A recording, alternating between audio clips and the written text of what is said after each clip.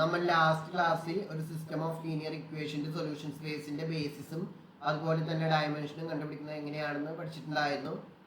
Same മോഡലിലുള്ള മറ്റൊരു question നോക്കാം. Find A basis for the solution space of the homogeneous linear system and find the dimension of that space. System ഇങ്ങനെയാണ്: x1 plus x2 minus x3 equal to 0, minus 2x1 minus x2 plus 2x3 equal to 0, minus x1 plus x3 equal to 0. ഒരു homogeneous സിസ്റ്റമാണ്. നമ്മൾ last ക്ലാസ്സിൽ പഠിച്ചിട്ടുള്ള അതേ method use ചെയ്തിട്ട് തന്നെയാണ് ഇതും സോൾവ് ചെയ്യുന്നത്. ഫസ്റ്റ് മോഡ്യൂളിൽ അതേ മെത്തേഡ് തന്നെ ഇതിനെ നോർമൽ ഫോമിലേക്ക് റെഡ്യൂസ് ചെയ്യുന്നു. ഇതിൻ്റെ ഓഗ്മെൻറ്റഡ് മെട്രിക്സിനെ ഡയറക്റ്റ് ആയിട്ട് ഓഗ്മെൻറ്റഡ് മെട്രിക്സ് എഴുതിയിട്ടുണ്ട്. ഒരു 3/4 മെട്രിക്സ് ആണ്. അതിൻ്റെ നോർമൽ ഫോമിലേക്ക് റെഡ്യൂസ് ചെയ്യാം. ഇവിടെ ഫസ്റ്റ് റോയിലെ ഫസ്റ്റ് നോൺ സീറോ എൻട്രി 1 ആണ്. അപ്പോൾ അവിടെ ഇനി ചേഞ്ചസ് ഒന്നും വരുത്തേണ്ട ആവശ്യമില്ല. നമുക്കതിന് താഴെയുള്ള ആ കോളത്തിലുള്ള ബാക്കി എല്ലാ എൻട്രീസും 0 ആക്കാം. സെക്കൻഡ് റോയിൽ അവിടെ -2 ആണ്. തേർഡ് റോയിൽ കറസ്പോണ്ടിങ് ആയിട്ട് ഫസ്റ്റ് കോളത്തിൽ -1 ആണ്. സോ സെക്കൻഡ് റോയ്ക്ക് വേണ്ടിയിട്ടുള്ള transformation R2 changes to R2 തന്നെ എഴുതുക. ദെൻ ഇവിടെയുള്ള നമ്പറിൻ്റെ നേരെ നെഗറ്റീവ്, അവിടെ -2 ആയതുകൊണ്ട് ഇവിടെ +2. ഇനി എവിടെയാണോ നമ്മുടെ പിവോട്ട് 1, അതായത് ആദ്യം നമ്മൾ 1 ആക്കിയിട്ടുണ്ടാവും ആ കോളത്തിലൊരു എൻട്രി. സോ അത് ഫസ്റ്റ് റോയിലാണ്, ആ റോയാണ് ഇവിടെ എഴുതേണ്ടത്. Then R3 changes to R3, അവിടെ -1 ആയതുകൊണ്ട് +1 ആണ്. 1 ഇൻറ്റു R1 തന്നെ. സോ ഈ ട്രാൻസ്ഫോർമേഷൻ ചെയ്യുമ്പോൾ നമ്മുടെ മെട്രിക്സ് ഇതുപോലെ ആകും. ഫസ്റ്റ് റോയിൽ ചേഞ്ച് ഒന്നുമില്ല.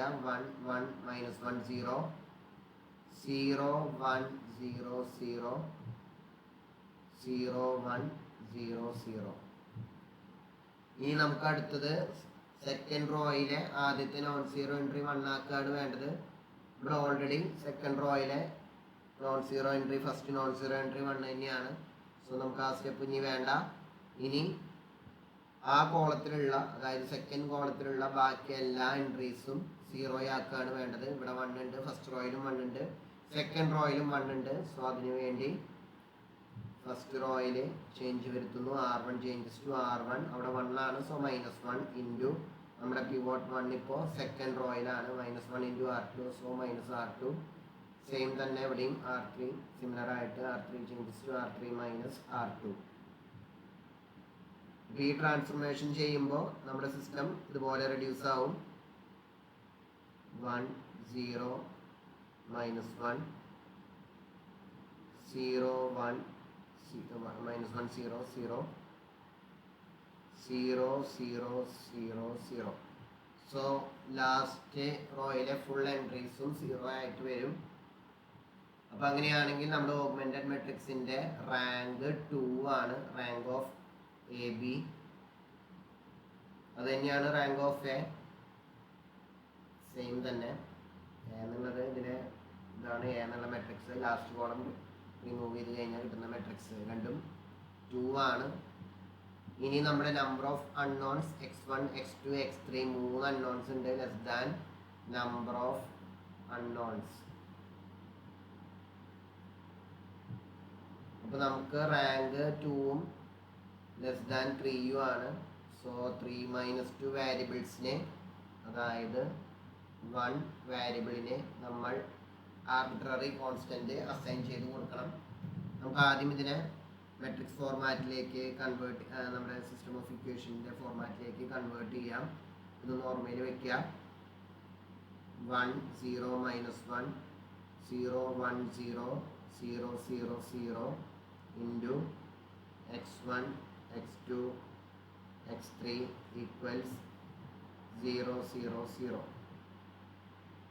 So 1 into x1 plus 0 into x2 minus 0 into -1 into x3. So x1 minus x3 equal to 0. Then 0 into x1 plus 1 into x2 plus 0 into x3, അതായത് അവിടെ x2 ആണ്, equal to 0. Last റോയിൽ പ്രത്യേകിച്ചൊന്നും ഇല്ല, എല്ലാം 0 ആണ്. ഇതിൽ നിന്നും നമുക്ക് x2 ഈക്വൽ ടു 0 എന്നും x1 ഈക്വൽ ടു x3 എന്നും കിട്ടിയിട്ടുണ്ട്. നമുക്ക് ഒരാൾക്കാണ്, ഒരു വേരിയബിളിനാണ് ആർബിട്രറി പാരാമീറ്റർ അസൈൻ ചെയ്ത് കൊടുക്കേണ്ടത്. 1 എന്നുള്ളത് x1 എന്നുള്ളത് പിവോട്ട് പൊസിഷനിൽ വന്നിട്ടുള്ള ആളാണ്. x2ൻ്റെ വാല്യൂ നമുക്ക് കിട്ടിയിട്ടുണ്ട്. സോ ഫ്രീ വേരിയബിൾ ആയിട്ടുള്ളത് x3 ആണ്. ഫ്രീ വേരിയബിൾസിനാണ് നമ്മൾ ആർബിട്രറി ആയിട്ടുള്ള പാരാമീറ്റർ അസൈൻ ചെയ്ത് കൊടുക്കുക. അപ്പോൾ x3ക്ക് ഞാൻ r എന്ന് കൊടുക്കുന്നു, r o t അങ്ങനെ ഏതെങ്കിലും ഒരു വാരിയബിൾ കൊടുക്കുക.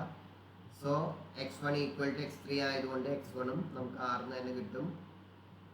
അപ്പോൾ അങ്ങനെയാണെങ്കിൽ നമ്മുടെ solution x1 equal to r, x2 equal to 0, x3 equal to r.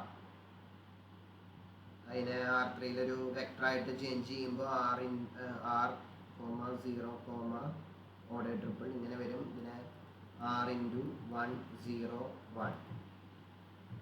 So ഇതൊരൊറ്റ സിംഗിൾ വെക്ടർ 1 0 1 എന്നുള്ള ഈ ഒരു സിംഗിൾ വെക്ടർ ഇത് R3യുടെ സബ്സെറ്റ് ആണ്.